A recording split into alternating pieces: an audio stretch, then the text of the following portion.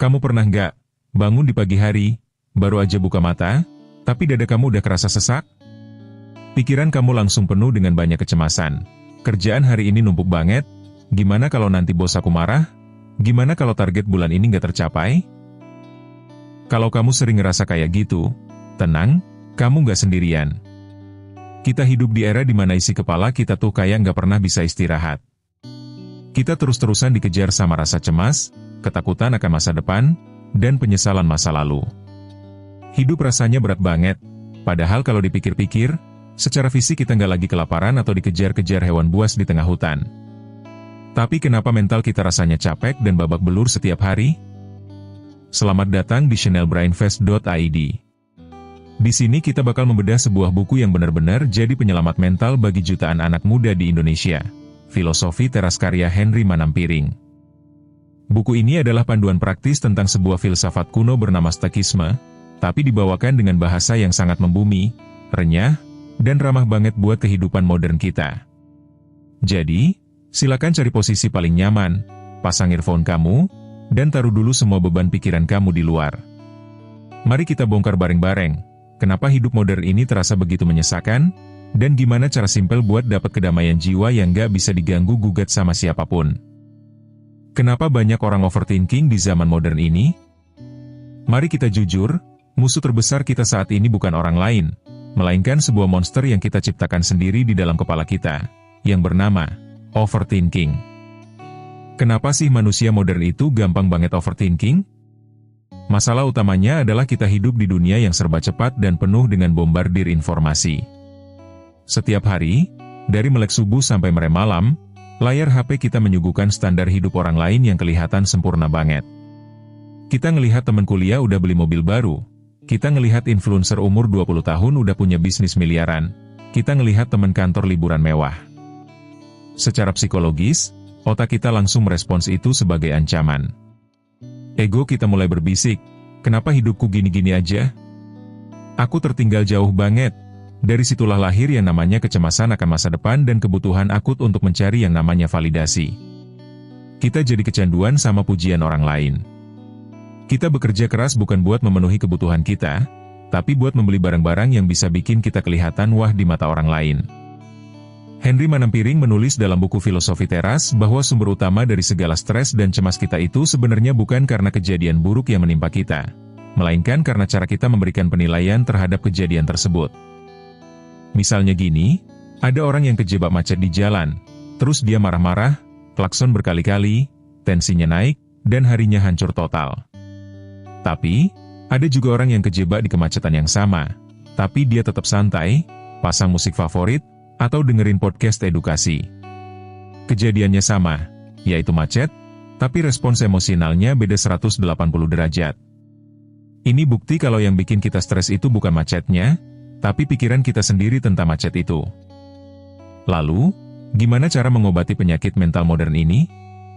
Jawabannya ternyata udah ditemukan dari 2300 tahun yang lalu di Athena, Yunani kuno. Filsafat ini bernama Stoikisme. Nama, Filosofi Teras, sendiri sebenarnya adalah terjemahan langsung yang sangat cerdas dari kata Stoikisme itu. Dulu, sang pendiri filsafat ini yang bernama Zeno, setiap kali mau mengajarkan ilmu ini, dia nggak punya gedung sekolah yang mewah atau ruang seminar yang elit. Zeno dan murid-muridnya cuma duduk dan mengobrol santai di sebuah teras rumah yang banyak tiang-tiang indahnya, yang dalam bahasa Yunani disebut Stoa. Karena mereka selalu belajar di teras, maka orang-orang menyebut mereka kaum Stoik, dan ilmunya disebut Stoikisme alias Filosofi Teras. Meskipun ilmu ini usianya udah ribuan tahun, dan dulu dipraktikkan oleh orang-orang hebat mulai dari seorang budak cacat bernama Epictetus sampai seorang kaisar Romawi paling berkuasa bernama Marcus Aurelius. Anehnya ilmu ini justru sangat relevan buat kita yang hidup di tahun 2026 sekarang. Mengapa? Karena Stoikisme bukanlah filsafat menara gading yang ribet buat didebatin. Stoikisme adalah filsafat praktis, sebuah sabun pembersih mental yang diciptakan khusus buat menjaga kewarasan kita di tengah dunia yang kacau balau.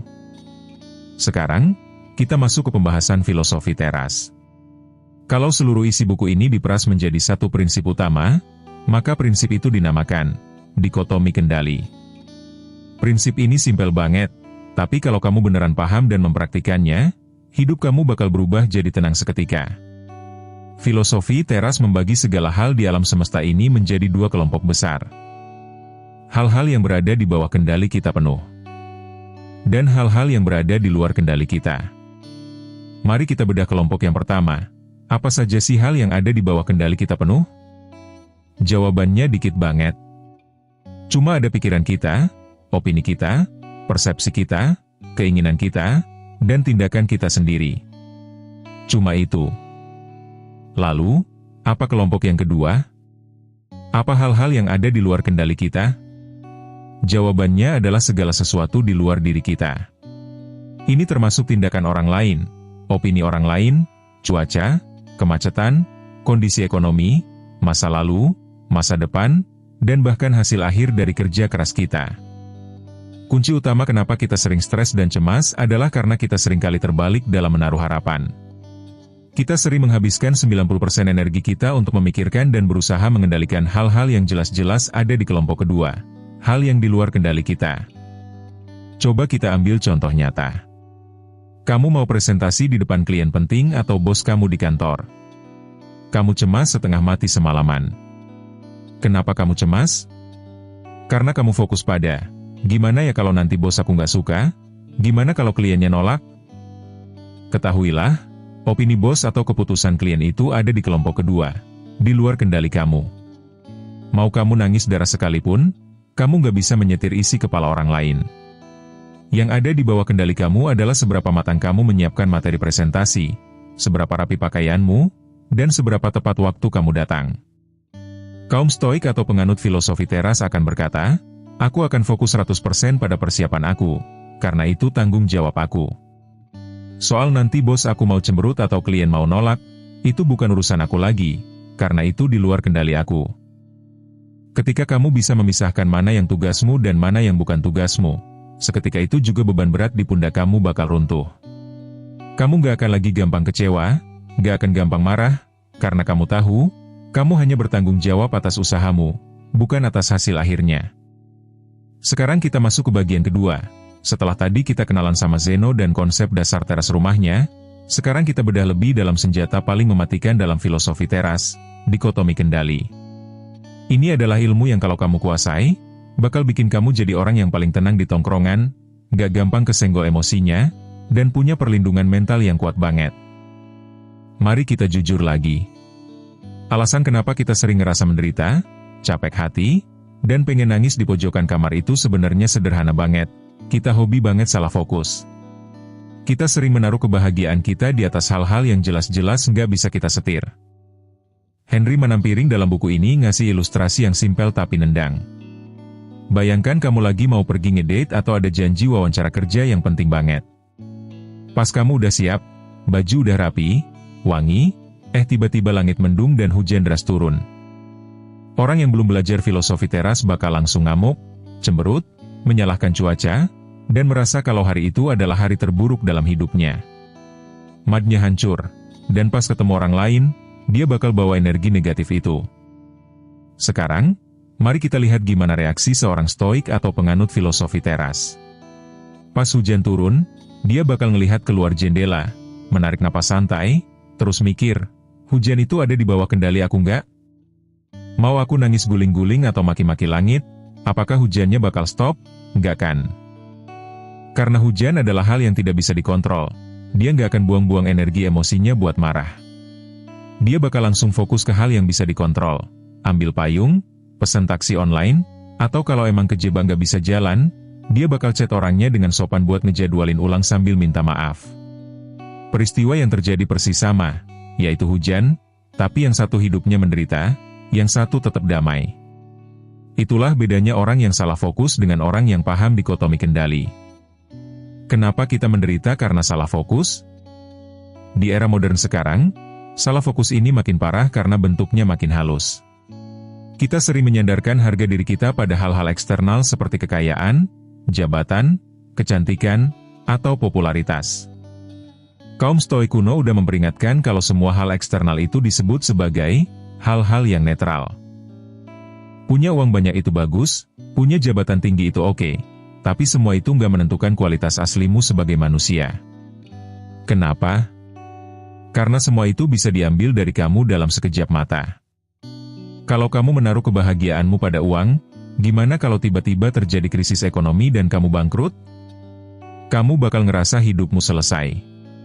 Kalau kamu menaruh kebahagiaanmu pada penampilan fisik, gimana nanti pas kamu menua, rambut mulai rontok, dan kerutan mulai muncul? Kamu bakal depresi. Menderita karena salah fokus adalah ketika kamu membiarkan hal-hal di luar dirimu mendikte apakah hari ini kamu boleh bahagia atau enggak. Kamu memberikan remote control emosimu ke tangan dunia. Ketika dunia lagi ramah, kamu senang. Begitu dunia lagi galak, kamu langsung hancur. Filosofi teras ngajakin kita buat merebut kembali remote control itu dan menaruhnya erat-erat di dalam dada kita sendiri. Salah satu hal eksternal yang paling sering bikin kita menderita dan overthinking tiap malam adalah opini orang lain.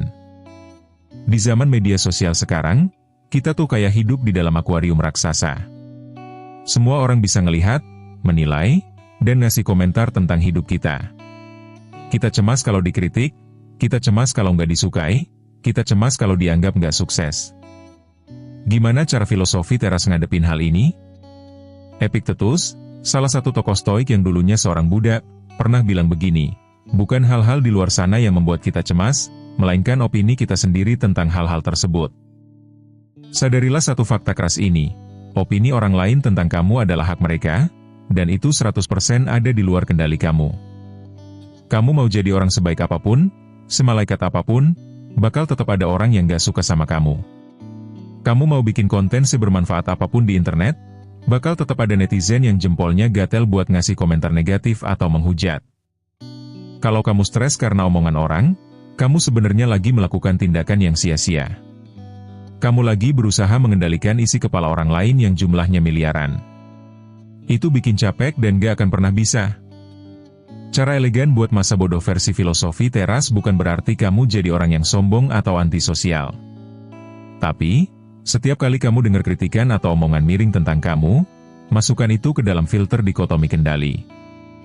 Tanyakan pada diri sendiri, apakah omongan orang ini benar dan ada poin yang bisa aku perbaiki? Kalau opininya benar dan membangun, terima dengan lapang dada buat perbaikan diri, karena memperbaiki perilaku adalah hal yang bisa kita kontrol. Tapi, kalau omongan itu cuma sekadar nyinyiran, fitnah, atau ejekan tanpa dasar, langsung klasifikasikan itu ke dalam kelompok, bukan urusan aku. Anggap aja omongan itu kayak suara angin lewat atau suara klakson di jalanan. Mereka punya hak buat bunyi, tapi kamu punya hak penuh buat nggak masukin suara itu ke dalam hatimu. Biar ilmu dikotomi kendali ini nggak cuma jadi teori yang numpang lewat di kuping kamu, kaum stoik punya satu latihan mental harian yang sangat terkenal namanya, premeditatio malorum, bencana yang diperkirakan. Kedengarannya agak serem ya? Kayak ngajakin kita buat pesimis. Tapi sebenarnya, ini adalah teknik psikologi tingkat tinggi untuk melatih mental kamu biar tahan banting. Caranya simpel. Setiap pagi, pas kamu baru bangun tidur dan lagi ngopi atau teh santai, luangkan waktu 2-3 menit buat membayangkan skenario-skenario buruk yang mungkin bakal kamu hadapi hari ini. Bayangkan misalnya, hari ini, kemungkinan besar aku bakal ketemu sama klien yang menyebalkan. Hari ini, mungkin aku bakal kejebak macet parah pas mau ke kantor. Hari ini, mungkin bos aku bakal lagi bad mood dan ngomel-ngomel. Tujuan dari latihan ini bukan buat bikin kamu jadi orang yang ketakutan dan males ngapa-ngapain. Tujuan aslinya adalah menghilangkan efek kejut. Banyak orang stres itu karena mereka selalu berekspektasi kalau hari mereka bakal berjalan 100% mulus dan semua orang bakal ramah sama mereka. Begitu kenyataannya ada satu hal kecil aja yang meleset, mereka langsung kaget, panik, dan marah. Ketika kamu udah ngelakuin premeditatio malorum di pagi hari, mental kamu udah siap. Begitu siangnya kamu beneran ketemu sama orang yang toksik atau klien yang rewel, otak kamu bakal refleks bilang, bener kan? Ini orang yang udah aku perkirakan tadi pagi. Karena kamu gak kaget, kamu bisa merespons mereka dengan kepala dingin, rasional, dan tetap elegan tanpa perlu kepancing emosi negatif. Kamu udah berhasil mengamankan kedamaian jiwa kamu sebelum harimu dimulai. Setelah kita tahu mana hal yang bisa kita kontrol dan mana yang enggak, sekarang kita bakal membahas musuh paling nyata yang sering banget mengobrak-abrik hari kita, yaitu emosi dan pikiran negatif. Pernah nggak sih kamu lagi santai, tiba-tiba ingat kejadian memalukan 5 tahun lalu, terus langsung ngerasa kesel sendiri? Atau kamu lagi kerja, tiba-tiba dapat chat singkat dari bos yang isinya cuma, "Ke ruangan saya sekarang," dan seketika itu juga jantung kamu berdegup kencang, keringat dingin keluar, dan kamu langsung mikir yang aneh-aneh kalau kamu bakal di PHK hari itu juga? Di momen-momen kayak gitu, emosi kita rasanya kayak langsung mengambil alih seluruh tubuh. Logika kita mendadak mati, dan kita disetir penuh oleh rasa takut, marah, atau cemas. Henry Manampiring dalam buku Filosofi Teras menekankan bahwa hidup kita seringkali berantakan bukan karena situasi buruk yang kita hadapi, melainkan karena kita membiarkan emosi negatif ini bertindak sebagai sopir di dalam kepala kita. Di bagian ketiga ini, kita akan belajar gimana caranya menurunkan emosi negatif dari kursi kemudi, dan menggantinya dengan rasionalitas yang tenang. Banyak orang mengira kalau emosi itu adalah sesuatu yang datangnya otomatis dan gak bisa dicegah. Kita sering membela diri dengan bilang, "Ya wajarlah aku marah, orang dia yang mulai duluan." Atau, "Gimana aku gak cemas, kondisinya kan emang lagi genting." Tapi, filosofi teras punya pandangan yang sangat revolusioner tentang hal ini. Kaum Stoik bilang, di antara sebuah kejadian dengan reaksi emosi kita, sebenarnya ada satu jembatan tersembunyi yang namanya penilaian atau persepsi kita. Selama ini kita mengira rumusnya itu linear, ada kejadian langsung jadi emosi. Contohnya, teman gak membalas chat kita langsung marah dan baper. Padahal, rumus aslinya gak kayak gitu. Rumus yang benar adalah, ada kejadian kita ngasih penilaian di dalam otak baru lahir emosi. Teman gak membalas chat. Di dalam otak, kamu memberikan penilaian, "Dia sengaja nih sombong sama aku, dia gak menghargai aku lagi." Karena penilaianmu negatif, lahirlah emosi marah dan baper. Coba bayangkan kalau kejadiannya sama, tapi penilaian di otakmu diganti. Mungkin dia lagi nyetir, atau HP-nya lowat, atau lagi sibuk kerja. Hasil emosinya pasti bakal beda banget, kamu bakal tetap tenang dan biasa aja. Jadi, emosi negatif itu nggak pernah datang dari luar. Orang lain nggak bisa bikin kamu marah. Keadaan nggak bisa bikin kamu cemas. Yang bikin kamu marah, cemas, dan kecewa adalah penilaian salah yang kamu buat sendiri di dalam kepala kamu. Kamu adalah pencipta dari emosimu sendiri. Untuk menjinakkan emosi yang udah terlanjur meluap, Henry Manampiring mengenalkan sebuah metode praktis yang gampang banget diingat. Namanya metode SSTAR, Stop, Split, Think, Act, Respond. Setiap kali kamu ngerasa emosi negatif mulai naik ke ubun-ubun, langsung aktifkan tombol darurat ini di kepalamu. Stop. Berhenti begitu kamu ngerasa mau marah, mau nangis, atau mau panik, hal pertama yang harus kamu lakukan adalah stop. Berhenti bicara, berhenti membalas chat, berhenti mengambil tindakan apapun. Tarik napas dalam-dalam. Sadarilah kalau emosimu lagi naik. Jangan biarkan emosi itu keluar lewat ucapan atau tindakan yang bakal kamu sesali seumur hidup. Split. Pisahkan. Langkah kedua adalah pisahkan antara fakta objektif dari kejadian tersebut dengan opini atau penilaian subjektif yang ada di kepalamu. Fakta itu adalah apa yang benar-benar terjadi dan bisa ditangkap kamera. Opini adalah drama yang diciptakan otakmu. Contoh, faktanya, bos menegur pekerjaanmu di depan tim. Opininya, bos benci sama kamu dan masa depanmu hancur. Pisahkan keduanya, buang opininya, pegang faktanya saja. Think.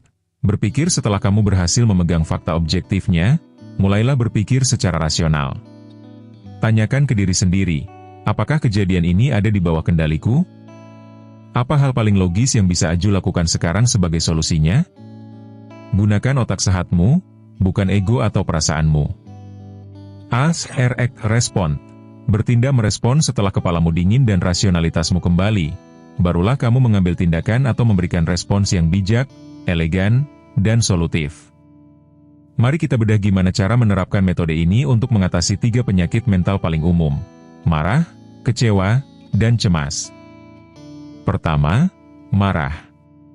Filosofi teras memandang marah sebagai bentuk kegilaan sesaat. Ketika kamu marah, kamu sedang menghukum dirimu sendiri atas kesalahan orang lain. Marcus Aurelius pernah menulis, konsekuensi dari rasa marah kita seringkali jauh lebih merusak daripada penyebab kemarahan itu sendiri. Kalau ada orang yang menghina kamu di jalan atau di media sosial, sadarilah kalau hinaan mereka itu cuma getaran suara atau piksel di layar HP. Hinaan itu nggak bisa menembus kulitmu dan nggak bisa melukai organ dalammu. Satu-satunya cara hinaan itu bisa menyakiti kamu adalah kalau kamu mengizinkan pikiranmu untuk baper dan meresponsnya dengan kemarahan. Kedua, kecewa. Kecewa lahir karena ekspektasi kita yang terlalu tinggi terhadap hal-hal di luar kendali kita. Kita berekspektasi kalau semua orang harus baik sama kita, atau rencana kita harus selalu sukses berjalan lancar. Ketika kenyataan tidak sesuai dengan ekspektasi, kita patah hati. Cara mengatasinya adalah dengan menurunkan ekspektasi ke titik nol terhadap hasil akhir, dan menaikkan ekspektasi 100% pada usahamu sendiri. Berdamailah dengan kenyataan bahwa dunia tidak berputar untuk menuruti semua keinginanmu. Ketiga, kecemasan. Cemas adalah ketika pikiranmu melompat ke masa depan dan mulai merancang berbagai skenario menyeramkan yang belum tentu terjadi. Setiap kali cemas datang, kembalikan pikiranmu ke detik ini, ke tempat kamu duduk sekarang. Tanyakan pada dirimu, apakah saat ini, di detik ini, hal buruk itu beneran lagi terjadi? Enggak kan? Hal buruk itu cuma ada di dalam imajinasimu. Fokuslah pada apa yang bisa kamu kerjakan 1 jam ke depan, dan biarkan hari esok mengurus dirinya sendiri. Filosofi teras mengajak kita untuk memiliki sebuah mentalitas tertinggi dalam memandang masalah hidup, sebuah konsep yang disebut amor fati, artinya mencintai takdir. Orang biasa kalau dapat masalah bakal mengeluh, kenapa sih nasib buruk ini harus menimpaku? Kenapa hidup nggak adil banget? Tapi seorang stoik yang sejati tidak cuma menerima nasib buruk, mereka justru mencintainya. Mereka mengubah perspektif bahwa masalah, rintangan, atau kegagalan bukanlah batu sandungan yang menghentikan perjalanan mereka, melainkan sebuah bahan bakar untuk membuat mental mereka jadi lebih kuat. Bayangkan sebuah api unggun yang besar.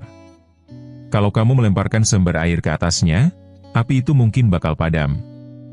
Tapi kalau api unggun itu sudah berkobar sangat besar, apapun yang kamu lemparkan ke dalamnya, mau itu kayu kering, sampah, atau dedaunan, justru akan dilahap habis dan bikin apinya makin berkobar tinggi. Jadilah seperti api unggun yang besar itu. Perlakukan setiap masalah hidup, setiap kritikan orang, setiap kegagalan bisnismu, bukan sebagai hal yang memadamkan semangatmu, tapi sebagai kayu bakar baru yang bikin karakter dan mental tahan bantingmu makin menyala-nyala. Masalah bukanlah penghalang jalan. Masalah itu adalah jalan itu sendiri untuk membuatmu bertumbuh menjadi manusia yang lebih bijaksana. Setelah memahami dikotomi kendali dan cara menjinakkan emosi pakai metode SSTAR, sekarang saatnya kita bawa semua ilmu kuno ini ke medan pertempuran yang sesungguhnya, yaitu kehidupan kita sehari-hari di era modern yang penuh dengan drama, netizen, dan algoritma media sosial yang bikin pusing kepala. Henry Manampiring menulis buku ini bukan biar kita jadi pertapa yang tinggal di puncak gunung terpencil sambil mengisolasi diri. Stakisme justru diciptakan buat kita-kita yang tiap hari harus naik transportasi umum yang penuh sesak, yang harus dengerin omelan bos di kantor, yang harus bayar tagihan tiap awal bulan, dan yang jempolnya sering gatel pengen nge-scroll media sosial sampai larut malam.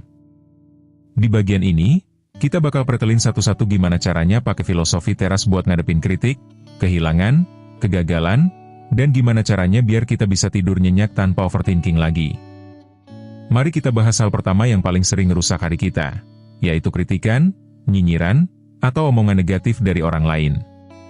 Mau itu dari teman kerja, keluarga, atau netizen anonim di internet. Gimana cara seorang stoik menghadapi kritik? Marcus Aurelius punya trik psikologi yang jitu banget. Setiap kali kamu dikritik atau dihina, bayangkan kalau orang yang mengkritikmu itu adalah seorang dokter yang lagi meriksa kesehatanmu. Kalau dokter bilang, kolesterol kamu tinggi, harus dikurangi makan gorengannya. Apakah kamu bakal marah? Apakah kamu bakal tersinggung terus maki-maki dokternya? Enggak kan? Kamu bakal dengerin karena itu fakta medis demi kebaikanmu. Perlakukan kritik orang lain seperti itu.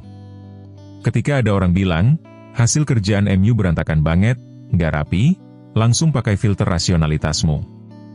Pisahkan emosimu, lihat faktanya. Kalau kritikannya benar dan emang kerjaanmu kurang rapi, ya akui, perbaiki, dan bilang terima kasih.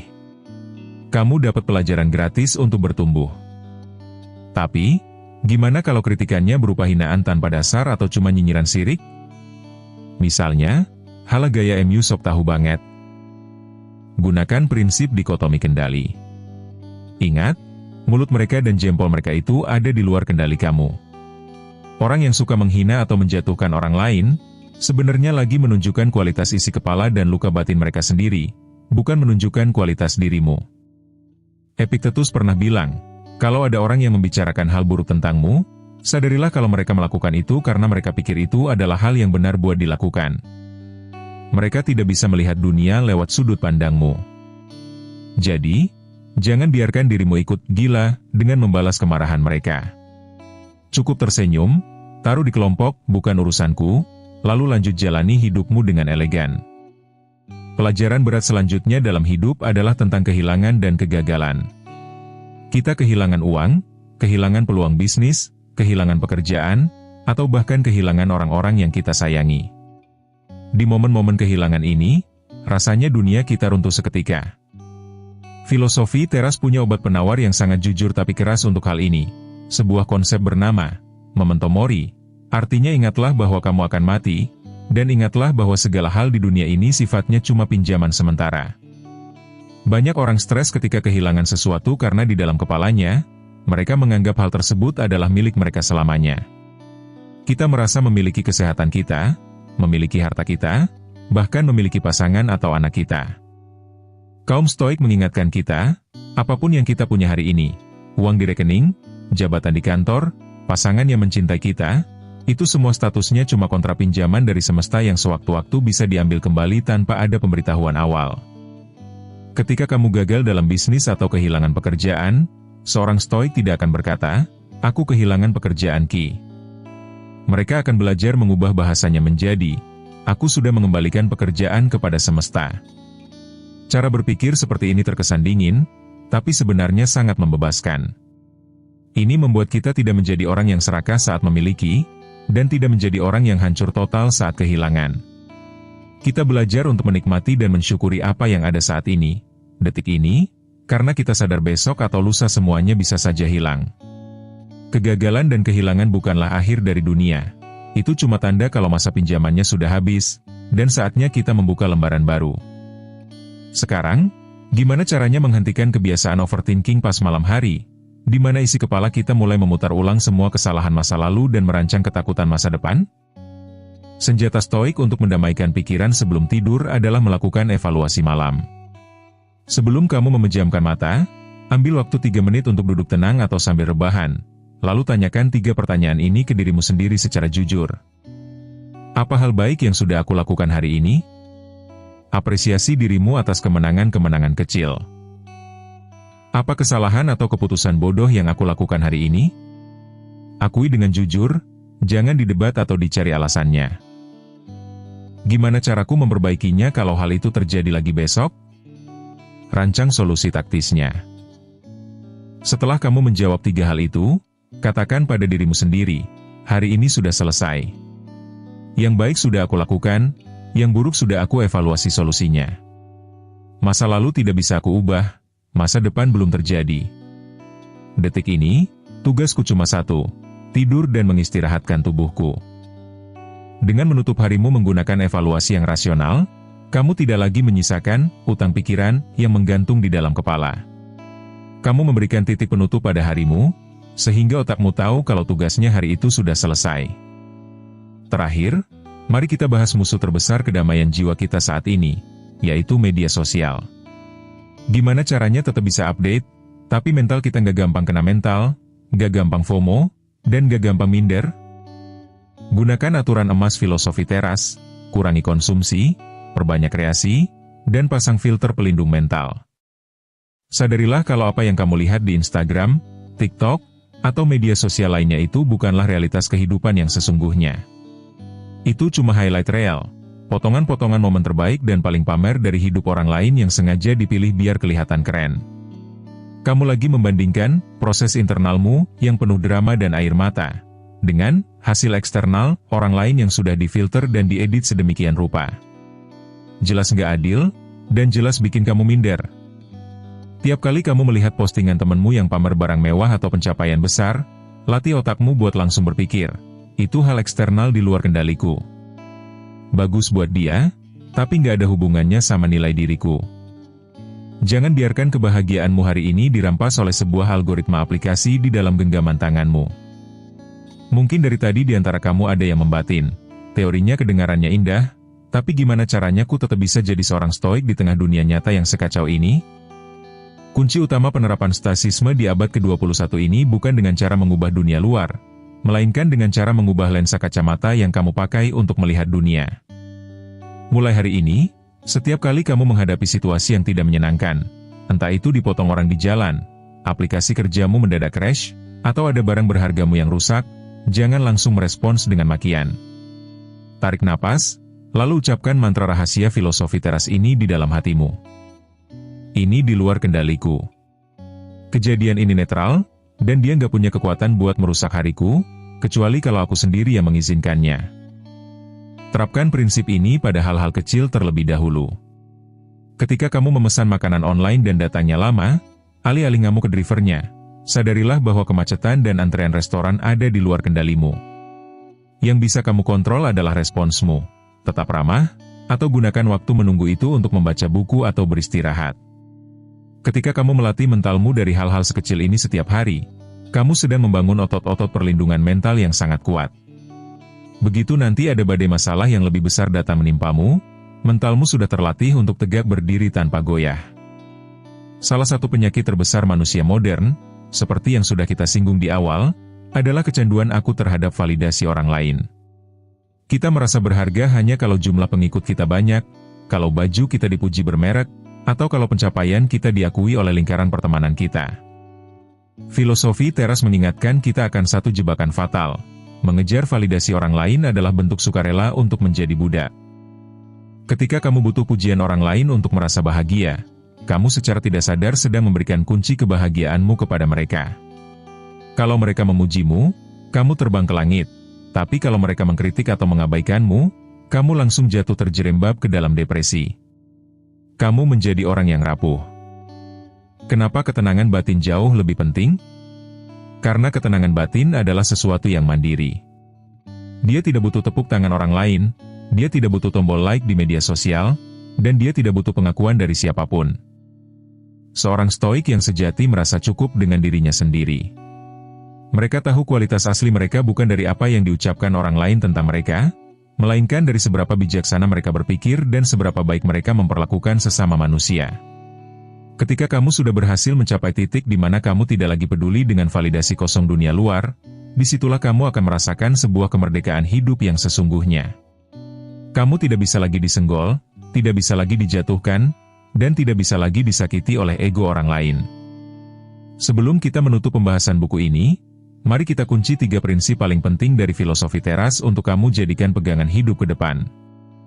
Sadarilah dikotomi kendali. Selalu pisahkan dunia ini menjadi 2. Jangan pernah membuang energi emosimu untuk mengurusi, memikirkan, atau mengkhawatirkan hal-hal yang ada di luar kendali dirimu. Fokuslah hanya pada pikiran dan tindakanmu hari ini. Kendalikan persepsimu, bukan keadaan. Masalah tidak pernah menyakitimu. Yang menyakitimu adalah pendapatmu yang salah tentang masalah tersebut. Gunakan metode SSTAR untuk menjinakkan emosi negatif sebelum mereka mengambil alih kemudi pikiranmu. Amor fati memento mori, cintailah apapun takdir yang terjadi padamu hari ini, baik ataupun buruk, dan jadikan itu sebagai bahan bakar untuk memperkuat karaktermu. Ingatlah bahwa semua hal di dunia ini adalah pinjaman sementara, jadi nikmatilah tanpa harus menjadi serakah. Para penonton dan pendengar sekalian, seluruh rangkaian bedah buku filosofi teras ini pada akhirnya bermuara pada satu pertanyaan yang sangat dalam untuk kita renungkan bersama. Sampai kapan kamu mau membiarkan dirimu disiksa oleh kecemasan yang kamu ciptakan sendiri?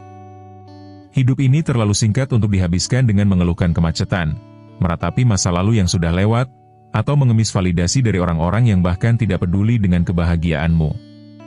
Dunia di luar sana memang tidak sempurna, penuh dengan ketidakpastian, dan seringkali berjalan tidak sesuai dengan rencana kita. Tapi ketahuilah, kamu tidak perlu menunggu dunia ini menjadi sempurna dan ramah hanya agar kamu bisa hidup dengan tenang. Kedamaian jiwa yang sejati itu tidak pernah ada di luar sana. Dia tidak ada di dalam saldo rekening yang melimpah, tidak ada di dalam tepuk tangan penonton, dan tidak ada di dalam barang-barang mewah yang kamu pamerkan. Kedamaian jiwa itu ada di dalam sini, di dalam dadamu sendiri, menunggu untuk kamu jemput melalui cara berpikir yang bijaksana dan rasional. Mulai detik ini, ketika kamu mematikan audio atau video ini dan kembali menghadapi hiruk-pikuk dunia nyata, berjalanlah dengan kepala tegak.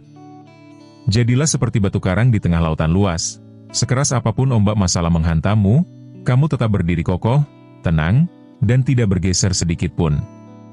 Kamu adalah pemilik sah atas pikiranmu sendiri, dan tidak ada satupun hal di bumi ini yang punya hak untuk merusak kedamaian hatimu tanpa izin darimu. Terima kasih ya untuk kamu semua yang sudah setia menonton dan mendengarkan seluruh rangkaian bedah buku filosofi teras ini dari awal sampai akhir ini tanpa terputus. Waktu yang kamu investasikan di sini adalah langkah awal yang luar biasa untuk menyelamatkan kesehatan mentalmu dan membangun masa depan yang lebih waras. Sebagai penutup perjalanan kita, saya ingin menantang kamu sekali lagi. Tulis di kolom komentar sekarang, apa satu komitmen nyata yang akan kamu lakukan besok pagi untuk menerapkan ilmu dikotomi kendali ini di hidupmu? Mari kita penuhi kolom komentar dengan energi positif dan komitmen untuk bertumbuh bersama.